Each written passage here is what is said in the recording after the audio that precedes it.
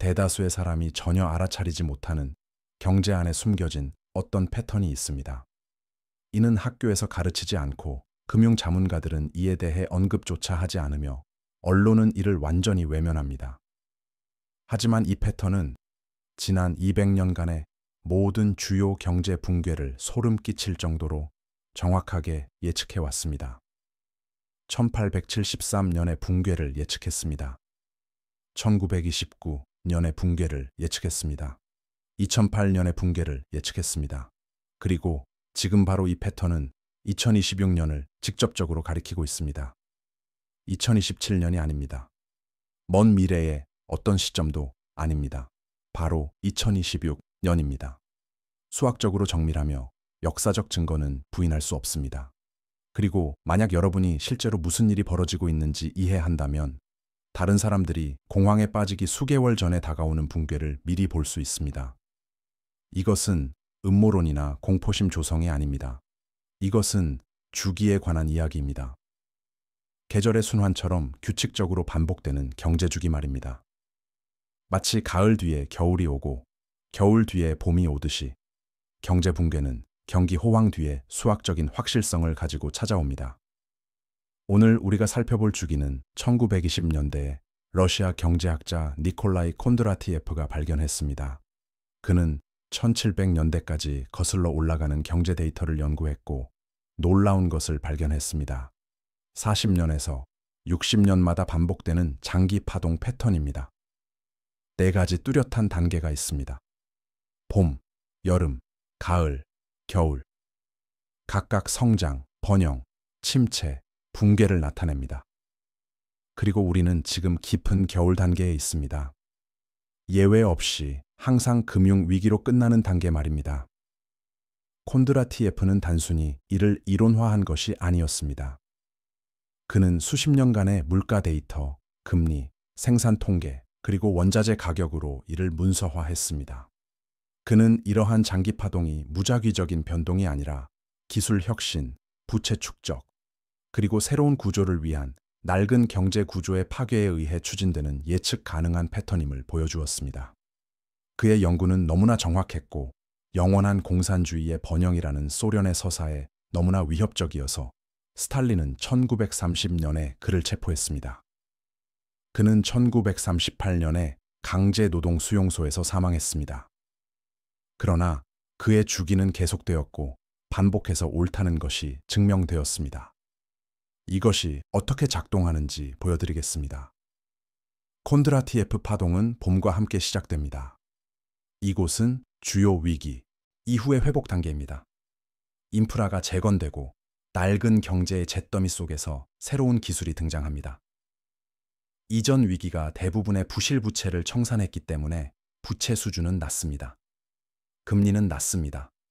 물가는 안정적입니다. 낙관론은 조심스럽지만 성장하고 있습니다. 이것은 제2차 세계대전 이후에 일어난 일입니다. 1950년대는 봄 단계였습니다. 미국은 재건되었고 교외 지역은 확장되었으며 주간 고속도로 시스템이 건설되었고 텔레비전이 주류가 되었습니다. 경제는 성장하고 있었습니다. 하지만 인플레이션은 완만하게 유지되었습니다. 그리고 여름, 즉 호황기가 찾아옵니다. 봄에 도입된 기술들이 성숙하고 경제 전반에 퍼집니다. 고용률은 높습니다. 임금은 상승합니다. 수요가 공급을 앞지르면서 인플레이션이 가속화되기 시작합니다. 모두가 부유함을 느끼고 주식시장은 꾸준히 상승합니다. 이것이 바로 1960년대였습니다. 우주 경쟁과 미국 제조업의 황금기였죠. 높은 고용률, 상승하는 임금, 그리고 번영이 영원할 것이라는 커져가는 확신. 하지만 표면 아래에서는 문제들이 생겨나고 있습니다. 부채 수준이 상승합니다. 인플레이션이 가속화됩니다. 다음 단계의 씨앗이 심어지고 있는 것입니다. 다음은 가을입니다. 정체기이죠. 정점에 도달했지만 아무도 이를 인정하고 싶어 하지 않습니다. 성장은 둔화됩니다. 인플레이션이 심각한 문제가 됩니다. 중앙은행들은 인플레이션과 싸우기 위해 금리를 인상하기 시작하고 이는 경제를 더욱 둔화시킵니다. 사람들은 생산적인 투자 대신 투기를 쫓으면서 자산 가격이 본질적인 가치에서 벗어나게 됩니다. 모두가 호황이 돌아올 것이라고 믿기 때문에 부채는 계속해서 쌓입니다. 이것이 1970년대와 1980년대 초였습니다. 스태그플레이션, 즉 높은 인플레이션과 낮은 성장의 결합, 오일 쇼크, 실업률 상승. 경제는 갇혀있는 듯 느껴졌습니다. 그리고 가을 단계에서 겨울로 향하며 갇혀 있었습니다. 겨울은 위기 단계입니다. 축적된 부채는 상환 불능이 되고 자산 거품이 터지며 은행들이 파산합니다. 실업률은 급등하고 디플레이션이나 심각한 경기 침체가 만연합니다. 이것이 바로 이전 단계들의 모든 과잉이 시스템에서 제거되는 대대적인 재설정입니다. 값싼 신용으로 연명하던 기업들은 파산하고 과도한 레버리지 투자자들은 모든 것을 잃습니다. 겨울을 준비한 자들만이 살아남아 다음 봄을 맞이할 수 있었습니다. 이것이 1930년대 초 대공황이었습니다. 수천 개의 은행이 파산했고 실업률은 25%에 달했습니다.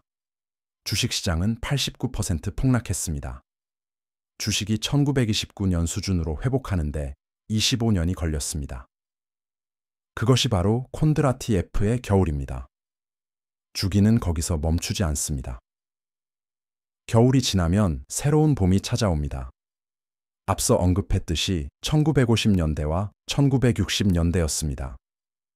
그 다음 70년대에 다시 여름, 80년대와 90년대의 가을, 그리고 2008년의 금융위기와 함께 겨울이 도래했습니다.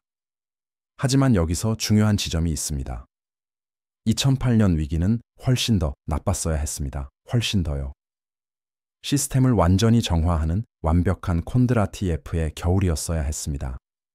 대신 정부와 중앙은행은 전례 없는 강도로 개입했습니다. 그들은 은행을 구제했고 금리를 제로로 떨어뜨렸으며 수조 달러를 찍어냈습니다.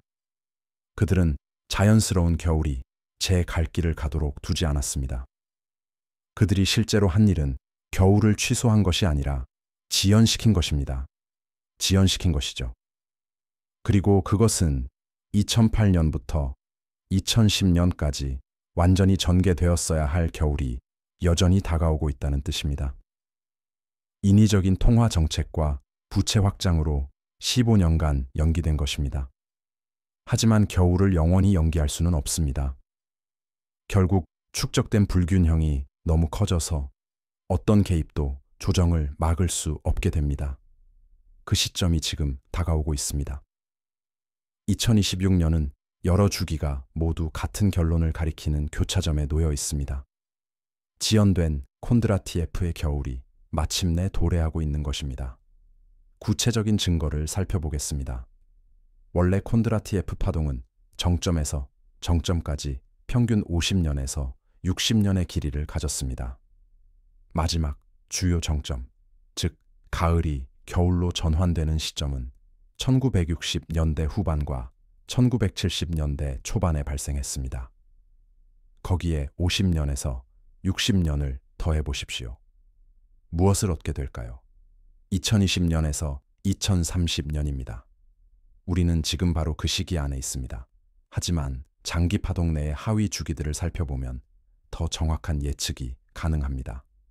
콘드라티예프 파동에 겹쳐 나타나는 부채 슈퍼사이클은 시스템이 더 이상 추가 차입을 흡수할 수 없는 지점, 즉 최대 부채 포화 상태가 대략 70년에서 80년마다 발생한다고 시사합니다.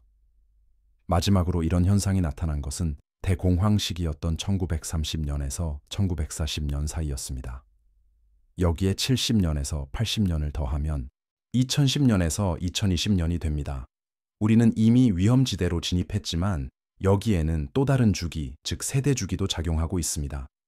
대략 한 인간의 수명과 같은 80년에서 90년마다 사회는 이전 위기의 교훈을 망각합니다. 대공황을 겪고 그 원인을 이해했던 사람들은 이제 더 이상 없습니다. 현 세대는 진정한 경제적 파국을 직접 경험해 본 적이 없습니다. 이는 같은 실수를 반복할 심리적 조건을 형성합니다. 마지막 세대 위기의 정점은 1929년에서 1933년이었습니다. 여기에 80년에서 90년을 더하면 2019년에서 2023년이 됩니다. 시기가 이보다 더 정확할 수는 없습니다. 이 주기들은 홀로 작동하지 않습니다. 서로를 강화시킵니다. 여러 주기가 정렬되어 같은 기간을 가리킬 때 그 결과로 발생하는 위기는 단 하나의 주기만 전환될 때보다 기하급수적으로 더 심각합니다. 지금 우리는 콘드라티예프 장기 파동, 부채 슈퍼사이클, 그리고 세대 주기가 모두 같은 5년의 기간, 즉 2022년에서 2027년으로 수렴하고 있습니다. 그 기간 내에서 하위 주기 분석과 현재 경제 지표를 바탕으로 가장 가능성 높은 발화점은 2026년입니다. 2026년의 초도, 말도 아닌 시스템이 최대 스트레스에 도달하는 2026년 늦봄이나 초여름, 즉 중간 어딘가입니다. 이제 2026년이 왜 특정되는지 보여드리겠습니다. 이러한 주기 내에는 시점을 정확히 파악하는 데 도움이 되는 선행 지표들이 있습니다. 가장 신뢰할 수 있는 것 중 하나는 수익률 곡선 역전입니다. 이는 단기 금리가 장기 금리보다 높아져 차트상에서 역전된 곡선을 형성하는 현상입니다. 1950년 이후 모든 경기 침체는 수익률 곡선 역전 현상에 선행되었습니다. 예외도 오경보도 없었습니다. 수익률 곡선은 2022년 7월에 역전되었습니다. 2년 이상 역전된 상태로 유지되었으며 이는 역사상 가장 긴 역전 기간 중 하나입니다. 마침내 2024년 9월에 정상화되었습니다. 역사적으로 경기 침체는 곡선이 정상화된 후 6개월에서 18개월 뒤에 시작됩니다.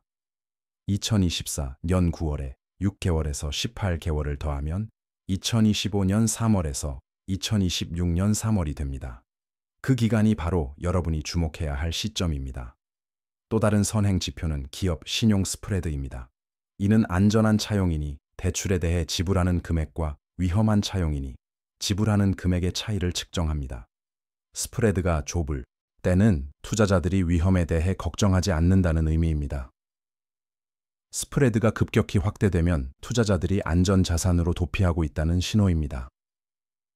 스프레드는 주요 경제 침체 직전에 항상 급격히 확대됩니다. 현재 스프레드는 수년간 압축된 상태를 유지한 후 확대되기 시작하고 있습니다. 이 확대는 2023년 말에 시작되어 2024년 내내 가속화되고 있습니다. 역사적 선례에 따르면 스프레드는 위기가 닥치기 12개월에서 24개월 전에 확대되기 시작합니다. 2023년 말에 12개월에서 24개월을 더하면 2025년 말에서 2026년 말이 됩니다. 세 번째 지표는 화폐 유통 속도입니다. 이는 돈이 경제를 통해 얼마나 빨리 순환하는지를 측정합니다. 사람들과 기업들이 자신감을 가질 때 그들은 돈을 빠르게 씁니다. 돈은 여러 번 주인이 바뀌며 경제 활동을 창출합니다. 신뢰가 떨어지면 사람들은 현금을 비축합니다. 화폐 유통 속도는 둔화됩니다. 모든 주요 경기 침체 전에 화폐 유통 속도는 정점에 달한 후 감소하기 시작합니다. 현재의 정점은 2022년 초에 나타났습니다. 그 이후로 계속 감소하고 있습니다. 화폐 유통 속도 정점과 경기 침체 시작 사이의 역사적 시차는 24개월에서 36개월입니다. 2022년 초에 24개월에서 36개월을 더하면 2024년 최서 2025년 초가 됩니다. 우리는 이미 그 기간에 들어와 있으며 이는 지금부터 2025년 초까지 언제든지 경기 침체가 시작될 수 있고 2026년까지는 전면적인 위기가 전개될 수 있음을 의미합니다. 가계부채 수준은 또 다른 시기 신호를 제공합니다. 가처분 소득 대비 가계부채는 호황기 내내 증가하다가 붕괴 직전에 정점에 달합니다. 2008년 위기 전인 2007년에 이런 일이 있었습니다. 90년대 초반 경기 침체 전인 1989년에도 그랬습니다. 닷컴 버블 붕괴 전인 2000년에도 그랬습니다. 지금 가계부채는 거의 사상 최고 수준입니다. 신용카드 부채는 사상 최고치를 기록했습니다. 자동차 대출 부채도 기록적인 수준입니다. 학자금 대출 부채도 기록적인 수준입니다. 주택 가치 대비 주택담보대출은 위험지대에 근접하고 있습니다. 부채 상환액이 가처분 소득의 15%를 초과하면 18개월 이내에 위기가 따릅니다. 우리는 2024년 중반에 그 임계점을 넘었습니다. 2024년 중반에 18개월을 더하면 2025년 말에서 2026년 초가 됩니다. 상업용 부동산은 아마도 가장 구체적인 시기 지표를 제공할 것입니다. 2024년에서 2027년 사이에 약 1조 5천억 달러 규모의 상업용 부동산 대출이 재융자되어야 합니다. 재융자 부담의 정점은 2025년과 2026년에 닥칠 것입니다. 이 대출들은 금리가 2%에서 3%일 때 발생했습니다. 현재 7%에서 9%의 금리로 재융자되고 있습니다. 건물들은 더 높은 부채 상환 부담을 감당할 수 없습니다. 채무 불이행이 연쇄적으로 발생할 것입니다. 상업용 부동산 채무 불이행이 임계점에 도달하면 지역 은행들이 파산합니다. 지역 은행들이 파산하면 신용시장이 얼어붙습니다. 신용시장이 얼어붙으면 광범위한 경제가 붕괴합니다. 재융자 절벽은 2026년 1분기와 2분기에 가장 가파르게 나타납니다. 그것이 바로 여러분이 알아야 할 구체적인 시점입니다. 하지만 더 큰 그림을 보기 위해 시야를 넓혀봅시다. 2008년에 지연되었던 콘드라티에프 겨울 죽이는 경제학자들이 에브리싱 버블이라고 부르는 현상을 초래했습니다. 일반적으로 버블은 한 가지 부문에서 형성됩니다. 2008년의 부동산, 2000년의 기술주처럼요. 1920년대에는 주식시장이었습니다. 하지만 2008년 이후의 개입은 단 하나의 버블만을 부풀린 것이 아니었습니다. 동시에 모든 것을 부풀렸습니다. 주식은 사상 최고치를 기록했습니다. 채권도 사상 최고치를 기록했습니다. 부동산도 사상 최고치를 기록했습니다. 암호화폐가 등장하여 자체적인 버블을 만들었습니다. 심지어 예술품과 수집품까지 터무니없는 가치에 도달했습니다. 연방준비제도 연준과 전례 없는 속도로 시스템에 돈을 쏟아부었기 때문에 모든 것이 한꺼번에 부풀었습니다. 이는 독특한 문제를 야기합니다. 모든 것이 버블 안에 있을 때 버블이 터지면 숨을 곳이 없습니다. 2008년에는 채권이 안전했습니다. 2000년에는 부동산이 안전했습니다. 1929년에는 초기 충격 이후 결국 채권이 안전해졌습니다. 그러나 다가올 위기에서는 모든 것이 함께 부풀려졌으니 모든 것이 함께 수축할 것입니다. 이것이 바로 2026년의 위기가 그 어떤 이전의 콘드라티에프의 겨울보다 잠재적으로 더 나쁠 수 있는 이유입니다. 모든 자산군에 걸친 상호 연결성과 상관관계는 전례 없는 수준입니다. 이 모든 것의 거품 밑에 깔린 부채 수준은 경악스러울 정도입니다. 전 세계 부채는 2023년에 37조 달러에 달했습니다. 이는 전 세계 국내 총생산의 340%에 해당합니다. 다시 말해 전 세계는 연간 경제 생산량의 3.4배에 달하는 빚을 지고 있습니다. 참고로 1933년 대공황의 절정기에 미국의 국내 총생산 대비 부채 비율은 260%였습니다. 우리는 현재 그때보다 훨씬 더 높은 수준에 있습니다. 미국 내 대기업 부채는 11조 달러가 넘습니다. 이 부채의 상당 부분은 좀비 부채로 원금 상환은 불가능하고 이자만 겨우 낼 수 있는 기업들에게 빌려준 돈입니다. 이들 기업은 금리가 10년 이상 인위적으로 낮게 유지되었기 때문에 겨우 살아남고 있습니다. 금리가 오르고 높은 수준을 유지하면 이 좀비 기업들은 도산하기 시작할 것입니다.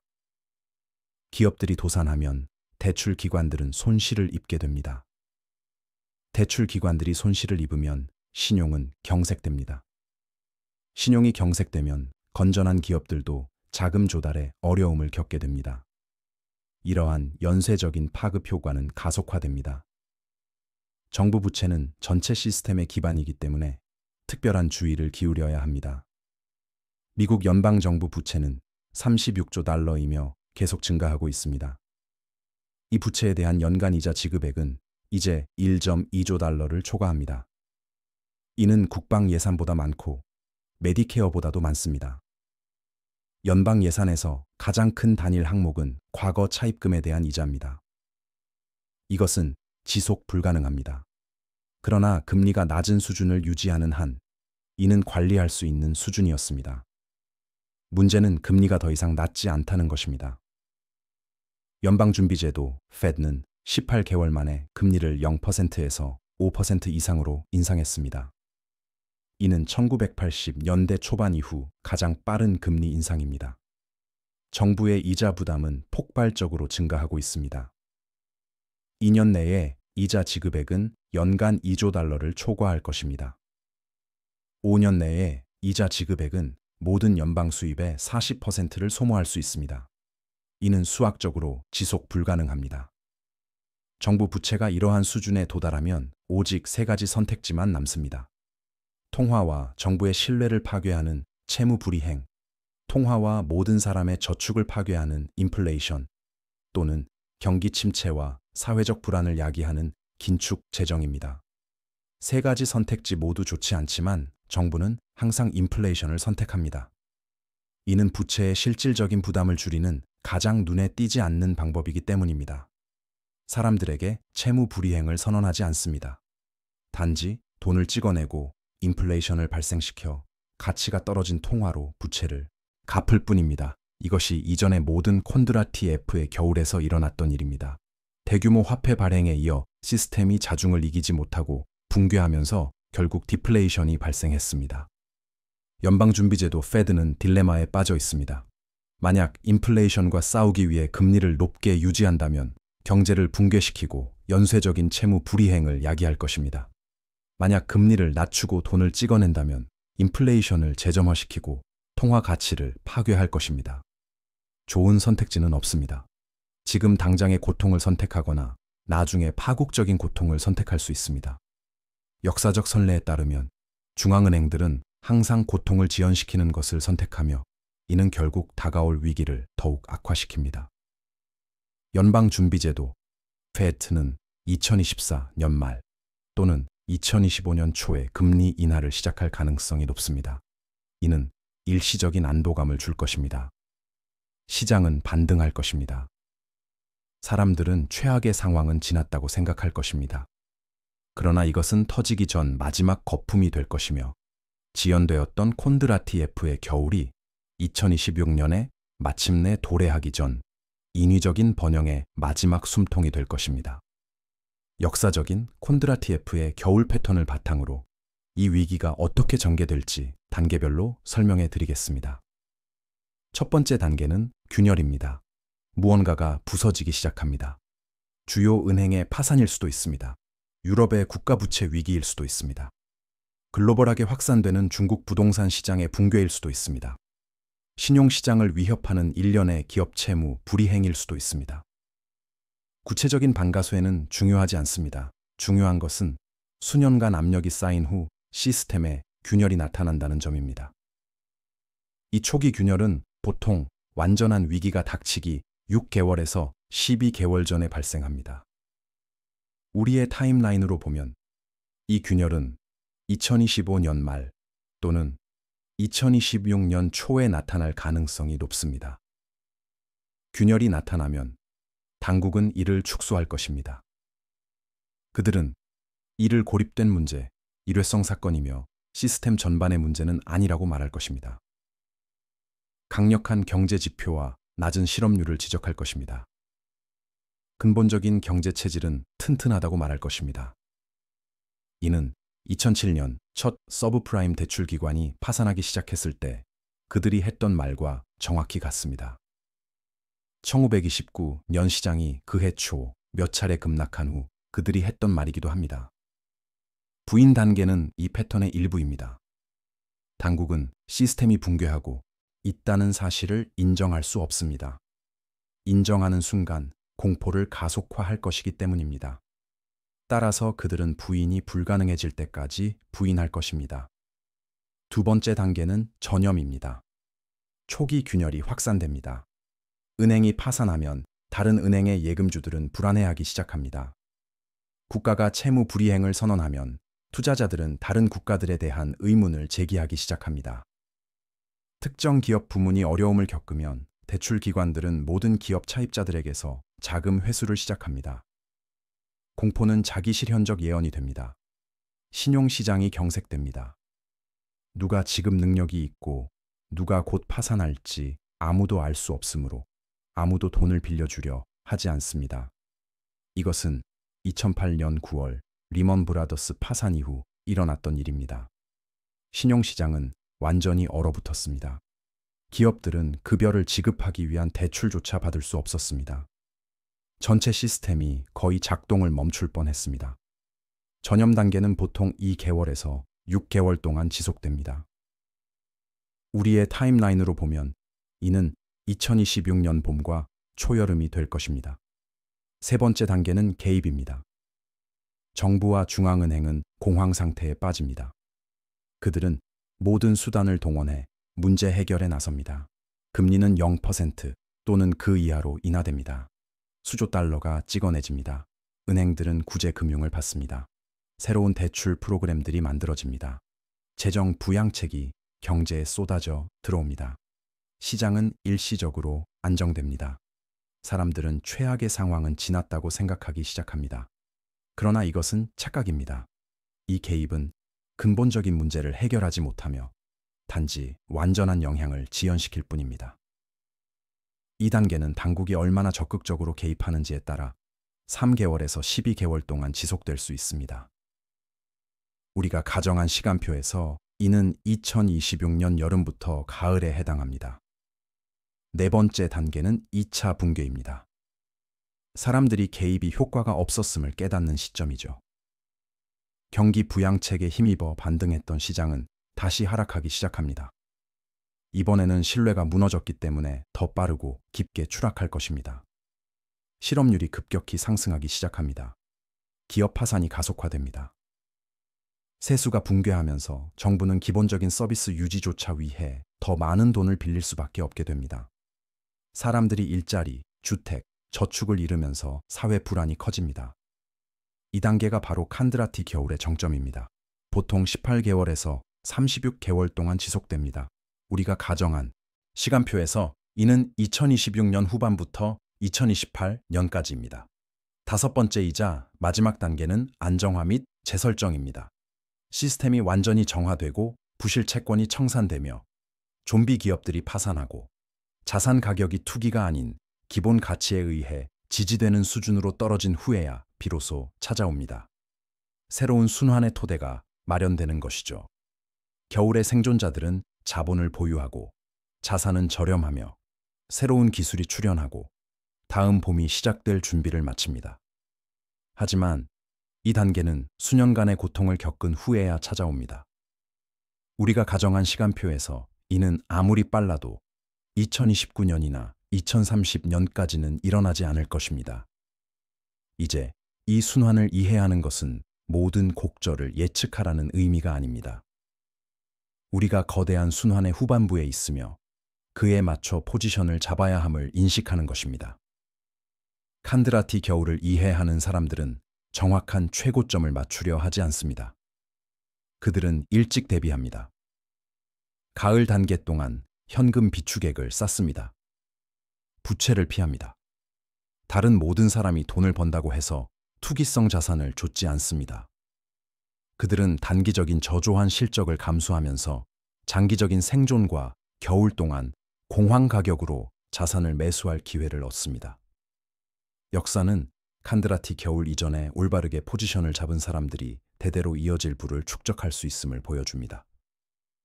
1932년과 1933년 공황의 최저점에서 주식을 매수한 투자자들은 평상시에는 결코 견줄 수 없는 수익을 보았습니다. 2009년과 2010년 압류 부동산 가격으로 부동산을 매입한 투자자들은 여러 세대에 걸쳐 지속될 부를 창출했습니다. 칸드라티 겨울 동안 나타나는 기회는 자주 찾아오지 않습니다. 50년에서 80년에 한 번 정도 찾아오는데 만약 당신이 준비되어 있고 다른 모든 사람이 절망에 빠져 있을 때 자본을 가지고 있다면 원래 가격의 20에서 30% 수준으로 자산을 취득할 수 있습니다. 그 자산들은 결국 회복됩니다. 20센트가 1달러가 되는 것이죠. 이는 500%의 수익률입니다. 하지만 대비는 모든 본능에 역행하고 모든 사회적 압력을 무시해야만 가능합니다.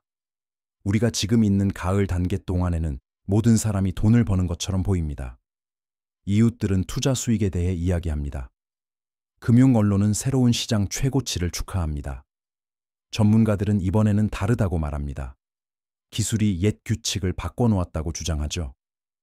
유동성을 유지하고 신중하게 행동하는 것은 기회를 놓치는 것처럼 느껴집니다. 이것이 바로 시험대입니다.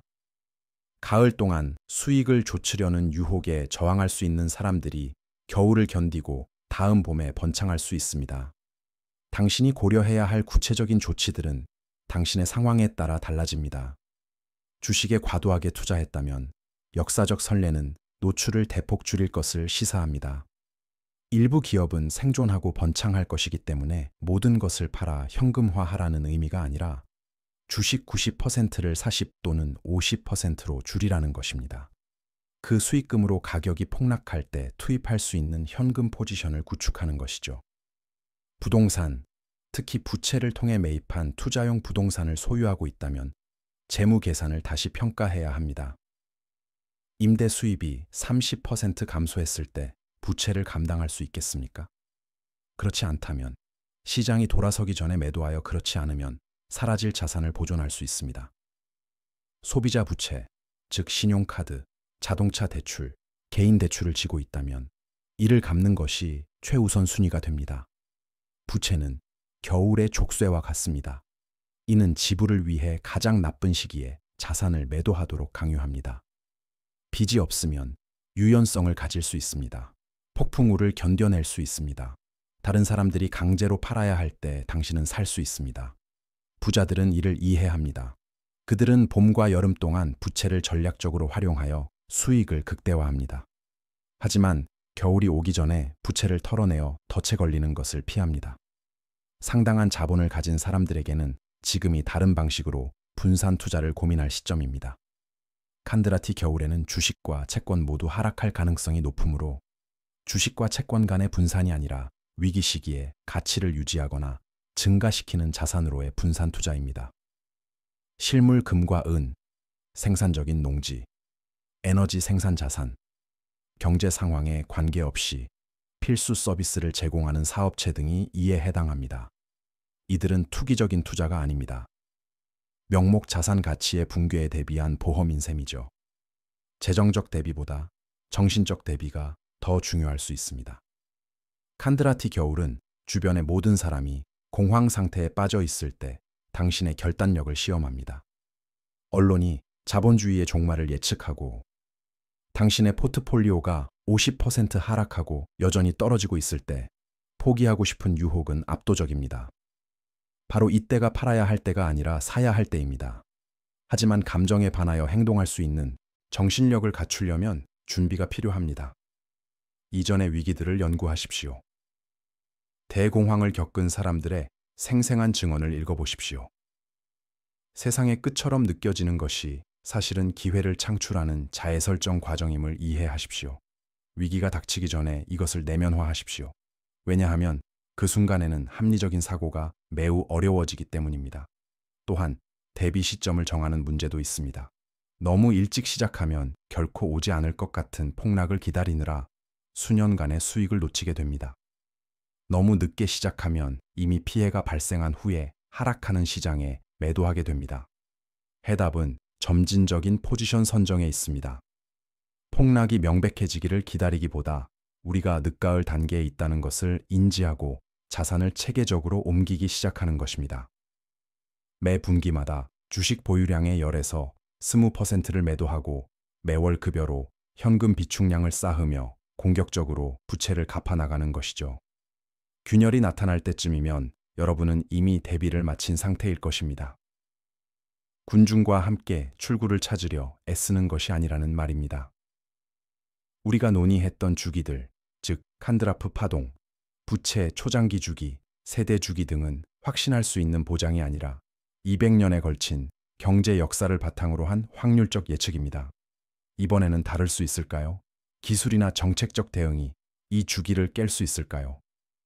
이론적으로는 가능하지만 그럴 가능성은 희박합니다. 이러한 주기들은 기술이나 정책에 의해 움직이는 것이 아니기 때문입니다. 그것들은 인간 심리와 부채 축적의 수학적 한계에 의해 움직입니다. 기술은 생산과 소비 방식을 바꾸고 정책은 정부의 대응 방식을 바꾸지만 둘 다 호황이 불황으로, 불황이 회복으로 이어지는 근본적인 패턴을 바꾸지는 못합니다. 2026년의 수렴이 특히 설득력 있는 이유는 우리가 실시간으로 스트레스가 쌓이는 것을 볼 수 있기 때문입니다. 상업용 부동산 채무 불이행은 증가하고 있고 은행 준비금은 조여지고 있으며 소비자 저축률은 하락하고 있습니다. 신용카드 연체율은 늘어나고 기업 이윤은 압박을 받고 있습니다. 이들 각각은 개별적으로도 우려스러운 상황이지만 이 모든 것들이 함께 어우러져 주기 후반부에 있는 경제의 모습을 그리고 있습니다. 아직 붕괴되지는 않았지만 붕괴가 다가오고 있다는 모든 경고 신호를 보여주고 있는 것입니다. 2024년 9월의 수익률 곡선 역전은 신호탄이었습니다. 그 순간부터 역사적인 시계는 똑딱거리기 시작했습니다. 6에서 18달. 그 시간은 2026년 봄에 닥칩니다. 상업용 부동산 재융자 위기는 2026년 상반기에 정점에 달합니다. 1945년에서 46년 이후 80년, 1929년 이후 97해 만에 겨울이 도래한다는 심리적 요인 또한 2026년에 일치합니다. 2008년에서 2010년에 발생했어야 했으나 15해 동안의 통화 발행으로 연기되었던 칸드라티 겨울은 누적된 부채가 인위적으로 낮은 금리로도 감당할 수 없게 되는 2025년에서 2026년의 수학적 한계에 도달합니다. 이것은 예언이 아닙니다. 이것은 패턴 인식입니다. 200년 동안 모든 주요 위기를 예측했던 바로 그 패턴입니다. 경제 역사 내내 겨울을 봄으로, 봄을 여름으로, 여름을 가을로, 가을을 다시 겨울로 바꾸었던 바로 그 주기들입니다. 우리는 특별하지 않습니다. 이 세대도 다르지 않습니다. 주기는 계속됩니다. 그리고 지금 2024년 말 우리는 가을이 겨울로 변해가는 것을 실시간으로 목격하고 있습니다. 2026년이 오고 위기가 전개될 때 대부분의 사람들은 아무도 예측할 수 없었다고 주장할 것입니다. 그들은 이것이 블랙스완 사건, 예측 불가능한 재앙이었다고 말할 것입니다. 하지만 그것은 예측 불가능한 것이 아닐 것입니다. 그것은 주기들이 정확히 예측했던 것이고 칸드라프 파동이 수십 년 전에 그려놓았던 것이며 부채 초장기 주기가 경고했던 것이고 세대 주기가 우리에게 다가오고 있다고 말했던 바로 그것일 것입니다. 정보는 있었습니다. 패턴은 명확했습니다. 유일한 질문은 사람들이 그것을 기꺼이 보려 했느냐 하는 것이었습니다. 만약 여러분이 지금 2024년 말이나 2025년 초에 이것을 보고 있다면 여러분에게는 아직 시간이 있습니다. 많은 시간은 아니지만 충분합니다. 포트폴리오를 조정할 시간, 현금 비축량을 쌓을 시간, 부채를 갚을 시간, 그리고 다가올 일에 정신적으로 대비할 시간 말입니다. 내년 이맘때쯤이면 균열이 나타나기 시작할 것입니다. 헤드라인들은 불안해지기 시작할 테고요. 2026년 봄에는 전염 단계가 진행 중일 것이며 여름에는 개입이 본격화될 것입니다. 가을에는 2차 붕괴가 명백해질 것입니다. 이것은 주기가 맞다면 예상되는 시간표입니다. 그리고 그 주기들은 200년 동안 옳았습니다. 폭락은 여러분의 미래를 파괴하기 위해 오는 것이 아닙니다. 그것은 시스템을 재설정하기 위해 오는 것입니다. 과잉을 제거하고 부실, 채권을 청산하며 다음 주기를 위한 공간을 만들기 위해서 말입니다. 모든 칸드라티 겨울 뒤에는 봄이 찾아왔습니다. 모든 위기는 결국 회복으로 이어졌습니다. 질문은 시스템이 살아남을 것인가가 아닙니다. 시스템은 살아남을 것입니다. 질문은 여러분이 자본을 온전히 보존하고 혼란 속에서 나타나는 기회를 인식할 만큼 충분히 명확한 이해를 가지고 살아남을 것인가 하는 것입니다. 그것이 겨울을 부유하게 헤쳐나오는 사람들과 파산하여 나오는 사람들을 가르는 기준입니다. 1929년과 2008년을 예측했던 숨겨진 주기는 2026년을 가리키고 있습니다. 수학적 계산은 명확합니다. 역사적 선례는 기록되어 있습니다. 경고 신호는 지금 당장 눈에 보입니다. 남은 유일한 것은 결정입니다. 아직 시간이 있을 때 대비할 것인가, 아니면 기다리며 이번에는 주기가 틀리기를 바랄 것인가. 역사는 주기에 역행하며 희망하는 것이 매우 값비싼 내기임을 시사합니다. 주기는 희망 따위에는 관심이 없습니다. 그저 계속해서 돌고 돌 뿐입니다. 겨울이 오고 있습니다. 유일한 질문은 그것이 도착할 때 여러분이 준비되어 있을 것인가 하는 것입니다.